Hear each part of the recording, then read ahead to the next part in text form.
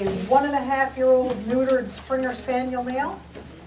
And this is Susan Lincoln, who has kindly volunteered to bring her dog. I've never seen any of these animals that I'm doing today. I wanted it that way because bringing the ones out of my practice that I've already fixed wouldn't be able to show you very much. So I was looking for new initial type victims. And I'm going to put somebody on the spot and ask them to come up and, for this first animal, be my surrogate. I'm going to pick on you. I would like my conventional friend to come up here. Thank you. Thank you very much. What is your first name? Lisa. Lisa. Lisa, have a seat here. Awesome. And we will just walk you through being a surrogate. Just arm out to the side, elbow locked. And just push up and resist. Perfect. Push up and resist. I'm just going to do a little test on you so I can see what your resistance is. Okay. Great. Thank you. So Susan, maybe you can fill us in as to what's been going on with Mac. Mac's always been pink-skinned. He's, over the summer, developed pretty severe skin allergies. We don't know exactly what to. He's had some conventional testing done. We know on a level of 1 to 6 that he has allergies to dandelion, the 6th level. I think some other ones. Lots and lots of plants. We don't know the food allergies at all. He's on ZD Science Hills. Yes, that's another reason I was thrilled. And we've just begun, and he's been on that for just about a month, and we've just begun challenge feeding. So it was whatever we wanted to start out with. So I started off with fish oil, just because his coat was pretty dry, and he seemed to be okay with that. Most recently he's had cheese, and I don't think he's okay with cheese. Okay. Cheese because when we give medication, that's just the easiest thing is to roll it in cheese. I'm sorry. No, that's okay. I just wanted to say on that note, I do find that kind of across the board, dairy does not do very well in animals, and I don't generally across the board recommend it. So your question? Yeah, your surrogate. Do you have to make sure she's like open and not such, or does that not matter? That's an excellent, excellent point. Thank you. I'm going to Florida soon. Are you? Yeah. Congratulations and good for you. In an ideal world, yes. And especially, again, if you're starting out, you'd probably really want to make sure of that. But I don't know. Once you do it enough, I really don't care unless a person, and I have found this sometimes in a very, very small percentage of cases, that a person is so physically ill themselves that they just do not make good surrogates. Unfortunately, that is the gross minority of people, not the gross majority. So most any person I can use as a surrogate. There's a small percentage that I cannot. But again, starting out, it might be good to know that your surrogate was pretty healthy, pretty well wide open on the regulation, didn't have too much switching going on, so that you're getting a good circuit and getting good answers. So Mac has been having allergy issues, and he's on one of my favorite diets, Hills. That's great. And he's in the middle of an allergic response right now. So good. You can see all the pink around his. So this certainly is not meant to be, none of these are meant to be entire exams at all. This is strictly just for demonstration purposes today. But I thought it'd be fun to look at 4 unseen cases and just show you the possibilities that are available through this kind of diagnostics. So we'll have Matt come in the center, and I'll have him face you. Hi, sweet pea. Oh, you're beautiful, huh? That's nice.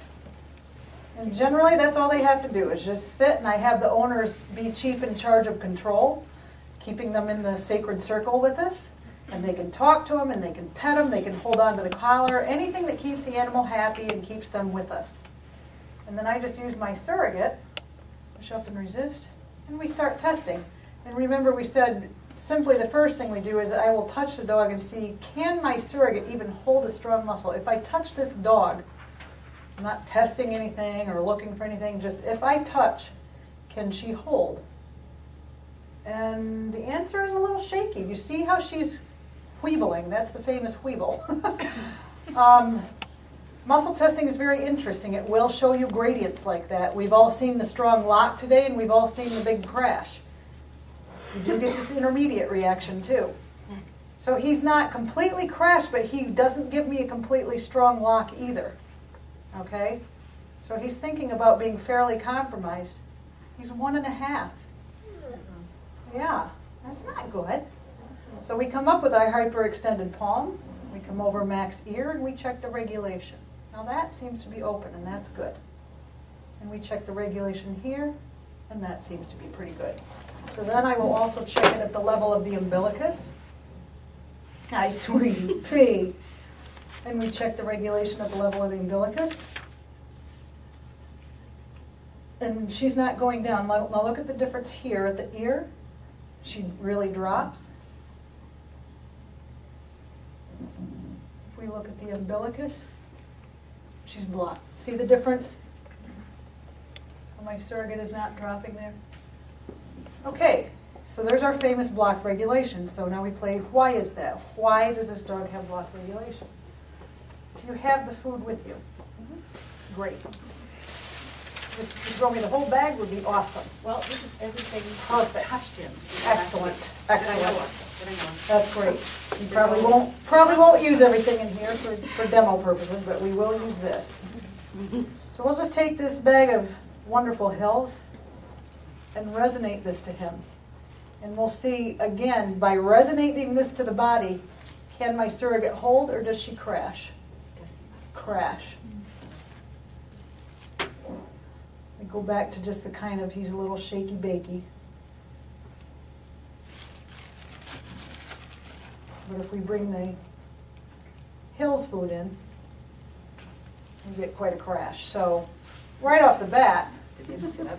oh no, he's fine. Okay. Right off the bat, why would we be putting this into him? Would the same thing happen if you put a packet of refined sugar on him? Yes. Yeah. Okay. Because refined sugar, I mean, let's face it, who probably tests good to refined sugar? Not probably too many beings. Or have a sour bowl. Yeah, I was thinking. All right. Candy, same diff. See how well sugar does by him. Same thing. Crash. Thank you. Oh, sorry. There's fish oil and sugars. Those are the only two things he's eaten that I know of. Okay. Of course, he's eating a lot of stuff off the floor on the way in. Well, that's shampoo. Okay. There we go.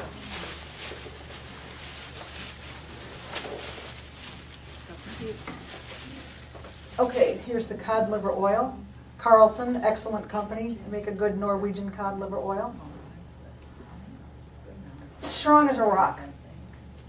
See that? And now I'm doing the shaking and ow, hurting my finger just to try and make it more clear for the demonstration. So we would keep this. I'm just astounded by this. I What? know. It is astounding if you've never been exposed to it. It's really, What does? I'm wondering what this feels like to the surrogate. I'm like, is she letting her arm do it? I just feel incredible. well, because I'm trying to really show when something is strong and show when something's Sometimes I weak. feel very weak, and other times it's like she's not pushing on me at all. I don't know. I know. And then when I'm not pushing on you at all is when I'm turning purple, actually. I'm matching the color of her fleece when she feels like, oh, this is nothing. But when she feels weak, that's when I'm like, phew, that's nothing. And you can see that when she left off. The last time I didn't think she was pushing at all. When she took away her hand, my arm flew up. Exactly. You get the rebound effect when something's very strong. That's a great point. Thank you. When something is testing very strong, and I do take my hand away because that's another caveat of muscle testing, I get to give up first. I get to stop the testing first. So she continues, rightfully so, to push, and I take my hand away. It was so strong, she gets the rebound, the arm flies up in the air because it was so strong. Okay, so we would definitely keep this for him, it would look like at first glance. And then she had cheese in here. This was the cheese that you were wrapping his medications in. Well, just testing the cheese. 'Cause Yeah. And so, speaking of testing the cheese, that's what we're going to do here. This is such a tease. And push up and resist. And she just crashes. So again, this is very typical of dairy and finding in animals. It just doesn't really test well across the board to them. Again, we can recheck that and we get the same crash reaction. And the challenge testing showed, we've taken him off the cheese 2 days ago because you'll see quite a crash. Those are the only 2 foods outside of the ZD that we've given him. But he has been bathed, because I'm supposed to bathe him. Which food was this? That's the ZD. This is the ZD, I gotcha. Yep. So right now he's on all the inappropriate foods according to this. Okay?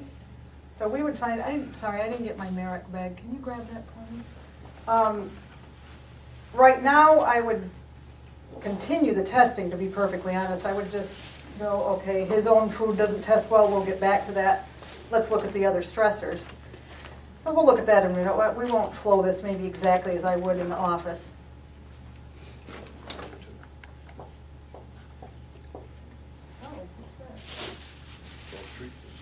Oh, the treats, yes, thank you. Thank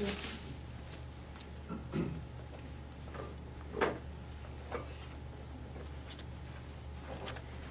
So this is one of the Merricks. Again, you're welcome to come up and look at these after we're done. For those of you who aren't familiar with these are the stews that we were talking about earlier. The meats, fruits, and vegetables that are chunked up into a stew. Oh, is that? Yeah. So we would resonate this to him So sorry. and say, okay, this is one potential good flavor for him. I'm not getting anything from you except strength. So that would be a potential flavor. Well,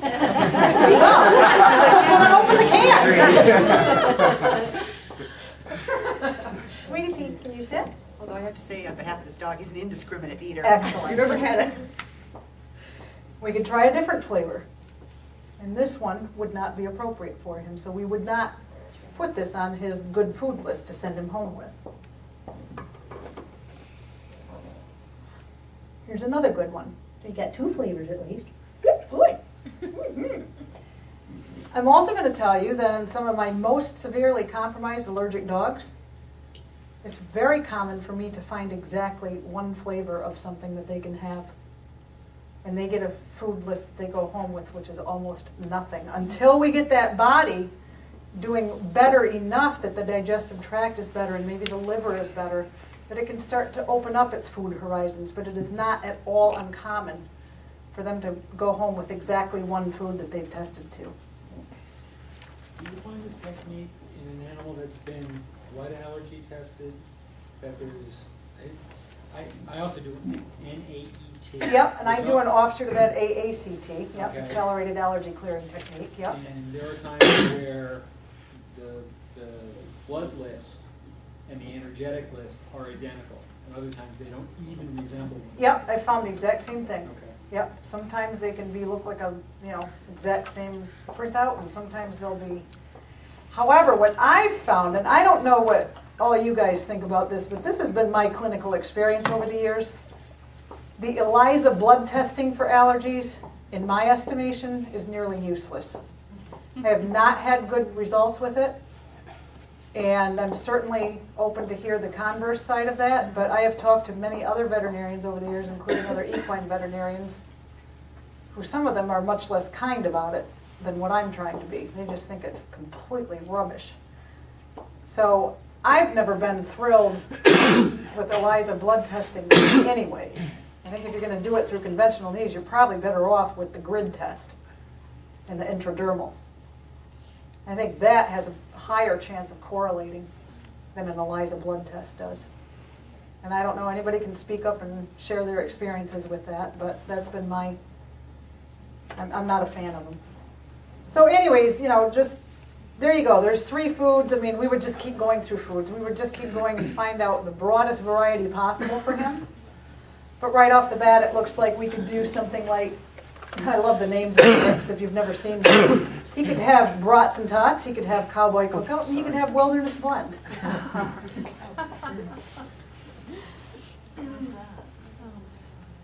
Wilderness blend is buffalo, venison, and salmon. Sounds good. No, I've always told my clients, hey, if you're having a late night and don't feel like cooking, just pop a can open. It's human grade, it's a stew. They look look really good when you open them up.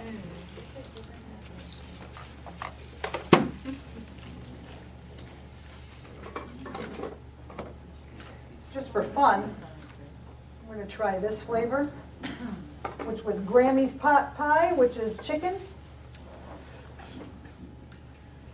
And I'm going to try that one, which is Thanksgiving Day dinner, which is turkey, as you might suspect. You remember me saying about how 75% of dogs will definitely isolate themselves into red meat or white meat. Do you see what he's doing? Cowboy cookout is beef, Brats and Tots and beef, and the wilderness blend is buffalo, venison, and salmon. He is definitely a red meat dog. So I wouldn't even have him on anything poultry-based.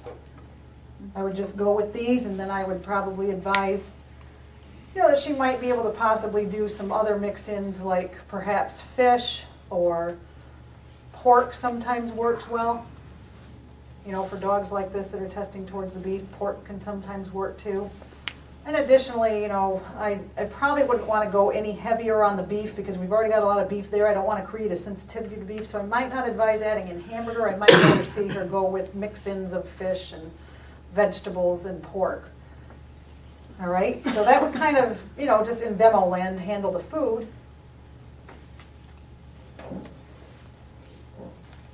And now we can look at toxins on him. We were talking about heavy metals and solvents and chemicals. And there's the heavy metal side of the kit, and we get a big crash there. And there's the solvent and chemical side of the kit, and we get nothing. But we do have heavy metal toxins showing. And remember, I always said that the ones that come into me that don't show these things, those are the ones I'm falling off my chair about. I'm like, how did you get on this planet and avoid accumulating toxins? And especially on these guys that are getting, maybe not at a year and a half, but getting over-vaccinated. You know, vaccines, there's another subject, like a can of worms we can open up. But the vaccines in the animals are responsible for a lot of these toxins as well. The two sides aren't that far away from each other. I don't understand just what's actually in 'Cause contact. this, yeah, it's actually what's actually touching the animal. Okay. All right? And again, flipping that over, that's actually touching, so that's going to have stronger resonance because it's actually right on the animal.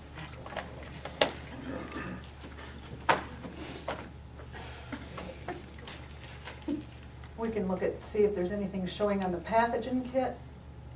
Nothing remarkable. I get a little shake, but don't forget he tests a little shaky to begin with. But there's nothing really remarkable there. This might be something that might come up in future exams.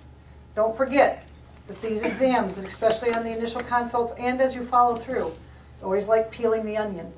We see what's on the outer layer. We see what I like to say are the biggest screamers today. Who's screaming the loudest? I always liken it to being at a rock concert and you're standing next to your friend and the music's going and you're talking really loud and there's other people around you just talking normally. You can't hear them because you can barely hear yourself talking really, really loud, and suddenly the music stops. And now you can hear all the other people that were just speaking normally or whispering. And you're still talking really, really loud. Well, the regular talkers and the whisperers are getting drowned out, particularly on the first few visits, by the screamers. The music's playing too loud. We can't hear you other guys. So we get the big stuff cleared out. And then on future visits, go, look what was under all that. Look what was under. And we just keep working in until we get to the core of the onion and throw it away. And then we're on maintenance. So he's got toxins showing on the heavy metals. We have food issues, as we saw. Go back to my other favorite subject, digestion. There are 3 digestive points that we check. I'm checking right now the hydrochloride point. I'm checking the gallbladder point. We got a big crash on the gallbladder. I'm checking just the enzyme point, and I've got a big crash on the enzyme point.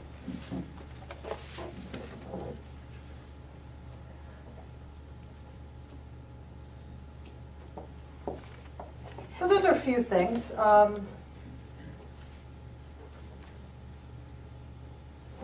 That we can play with, and we'll look at this therapeutically. So we'll look first at digestion. So we had the enzyme point showing and the gallbladder point showing. I'm going to just grab two of my favorites and see if they help. The enzyme point oftentimes is satisfied by multizyme, and the gallbladder point is oftentimes satisfied by Livtin. Remember how we were saying earlier today that Livtin is particularly good at gallbladder and bile flow? What was the third one? Hydrochloride, that might be the one for Zypan. So we're going to try. The only problem with these test kits, you got to know the alphabet. Sometimes it's a little difficult. Are those points that you picked acupuncture of some relation? They are of some relation to meridians, yes. Yeah. Uh-huh. And of those particular points. And the rest is really more dermatome, which is also meridian flow too. So we're going to resonate these to them together. And look at the strength that we have. So I'm going to come back over the gallbladder point now and the enzyme point now. We have incredible strength. I'm shaking again because she's being very strong, which is good. That means that we've got a great circuit here. We've corrected the gallbladder and we've corrected the enzyme point. So I want to go back. Remember our umbilical regulation that was blocked? Now just correcting digestive, 2 digestive points. I want to see if we've made any headway on that. Maybe not, because I haven't addressed metals yet or anything, or I haven't even done an organ scan. I might not have opened up regulation, but let's see. Have I done anything to help it? We'll come back. I'll kind of hold these, keep my palm hyperextended, go over the umbilicus. Crash. That's the good crash. That means that we've opened up. Remember how it was without it? Remember our blocked regulation there? Remember that? And this being the major exception where you want that nice regulation, you want that nice drop, meaning that the body has recognized the challenge and has been able to respond. We bring this in, the body can now respond appropriately every time. Okay? So right off the bat, I mean, we could almost stop the exam right then. We've accomplished some really important things for him already. We've opened up his regulation. What did I say about healing and regulation before, and how healing can accelerate when that regulation gets open? So that's a very important service that we would have already done for him.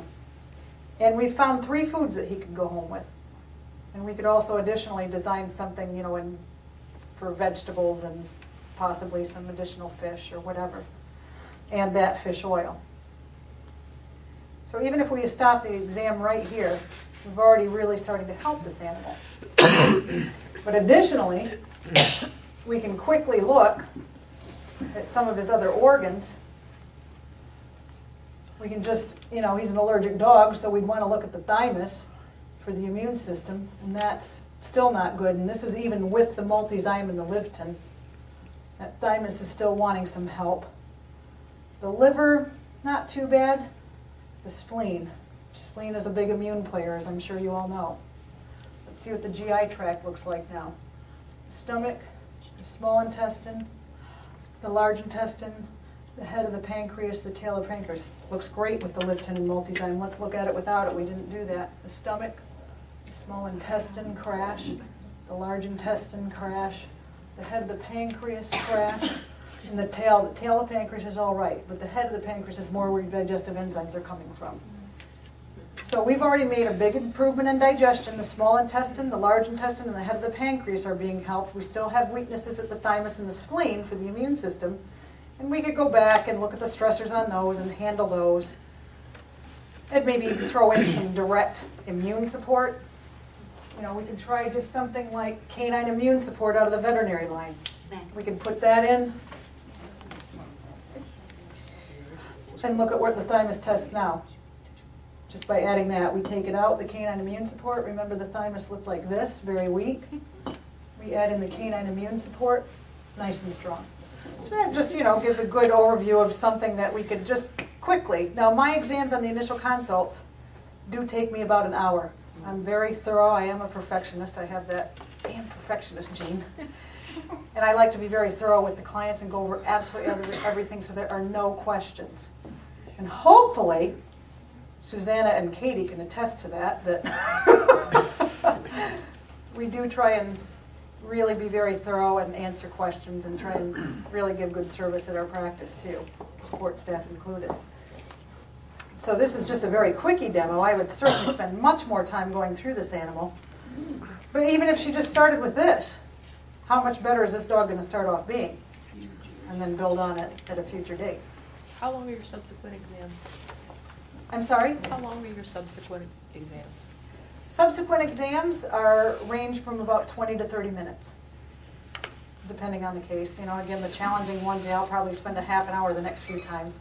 But as they get better, and sometimes we can check in 10 or 15 minutes if they're really just on maintenance, you know, and they're doing excellent, you know.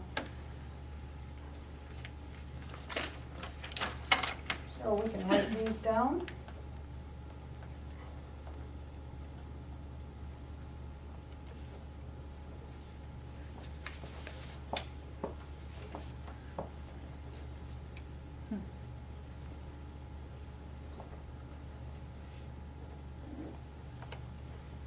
Do you do a mouse the same as an RT for humans?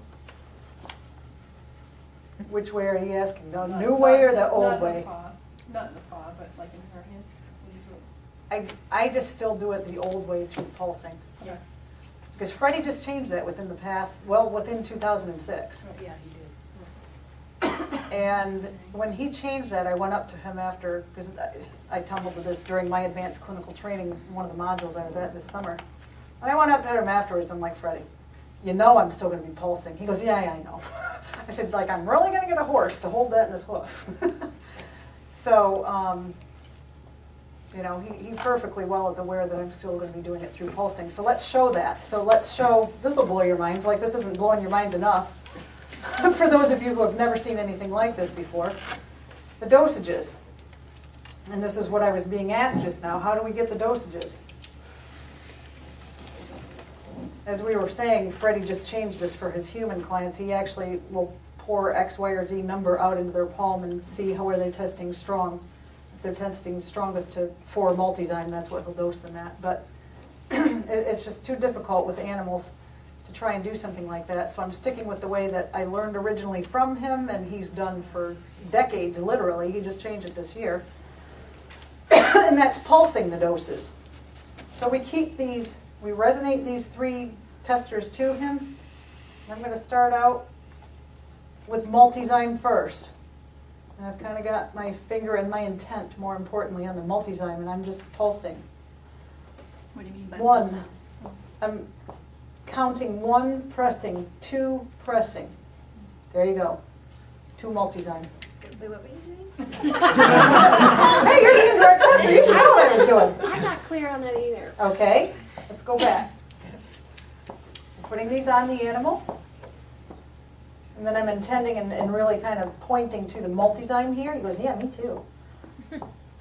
And I'm just kind of asking with intent the dose. So I just count. 1 multizyme a day, 2 multizyme a day. There's my answer, 2. Okay? 1 multizyme a day, 2 multizyme a day. That's pulsing. But it makes her weak. Yeah, why wouldn't Well, it be that's 1? kind of, That's too many. Well, we always did, like, if it crashed, then it was the one before that. So I always That's- did the 1, but now I'm confused. That's okay. it depends on your intent, okay? It really depends on your intent. My intent is show me when, you know, when I've hit the right number. Right. Oh. And yes, other people's intent, I've seen it done 50-50, and I know Freddie used to do it, but you know what's so funny? I don't know how long you've known Freddie. You've known him a long time. I've seen him do it both ways. He may profess to do it at the one before, the one that tested strong. No, I'm serious. He does it both ways. Exactly. I've many times seen him. He splits it up, 50-50.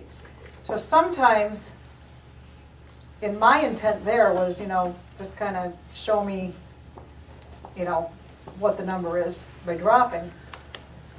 But a lot of times you can go with the intent, I want the last one that was strong. So okay, here he dropped it 2, so if you had the intent, I want the one that was the last one that was strong, the answer would have been 1. And I have seen Freddie Hewlin do this both ways. So my intent, I don't know, for me, I just like doing it, just where it drops, that's the answer. So did you 2 put a more day. strength on that vial?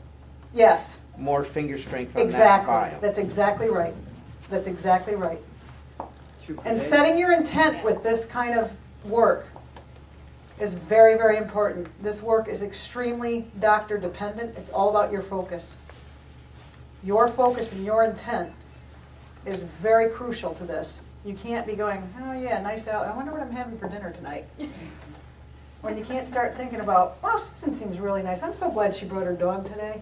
Because if I start thinking about Susan, I might inadvertently start testing her. You want to get out into really weird land. Welcome to my world. It also helps if the practitioner's on a program. Thank you, Susan. That's exactly right, too. Thank you for mentioning that. The practitioner has to also be in really super health and have themselves on their own program. And I am religious about that, both through my own diet. I already told you I don't eat grains. And I eat organic. And I have myself on a very rigid daily program. So then we can go with Lifton. We'll count that out. 1 a day, 2 a day. So 2 Lifton. So I'm showing you how I itch. Yeah, I know. Oh, but it doesn't make any difference. No, not at all. 'Cause he does itch. That's good. You're showing for the demo. You're an itchy dog. Canine immune support kind of comes with a scoop that's already in the box. And he's a larger dog, so I would go with the larger size scoop. And we'll see 1 scoop a day, 2 scoops a day, 3 scoops a day, 4 scoops a day. Wow. Okay? So he Well, eats- canine immune support, I mean, you know, he eats 4 scoops. 6 scoops. He eats 3 times a day. So we would go with 4 scoops of the canine immune, 2 of the Lipton, and 2 of the multizyme, plus these 3 foods as just a basic start. All right. Silly question. When you pick the immune support, what made you lean towards immune support as opposed to either the weak points you found on his body? To me, made me think gastrointestinal. Well, Or he's in but for the a multizyme had already handled that. Okay. I had taken that off just to demo the small intestine and large intestine and the head of the pancreas. With the multizyme and the Lipton, they were strong already. The 2 remaining organs that were testing week that I tested, I mean, I didn't do a full, but the 2 remaining organs that I picked to test were thymus and spleen, just because I know those are huge immune players, and I'm like, oh, I wonder what the Lipton and the multizyme did for them. Still not so great. So immune, thymus, and spleen, I said, well, you know, canine immune support. Okay. My other secret is that when you do this kind of work, and Susan I know can attest to this, you develop terrific intuition. Sharon, you remember Terrific intuition. with my sister's dog when you meant to grab something else, but the one you accidentally grabbed was the one that worked for him? Exactly. It was weird. Sometimes it works Exactly. out like Your that. intuition is, and to be completely honest, that was an intuitive grab. As well as the fact, okay, mentally, sure, I had set myself up. I had thymus and spleen. I'm thinking immune. Okay. After that, my intuition came over, like, try that canine immune support. Psst, hey, try that canine. And you really do develop that the more you do this work. So thank you very much, Susan. And thank you, Mac. You were wonderful. Thank you, Mac.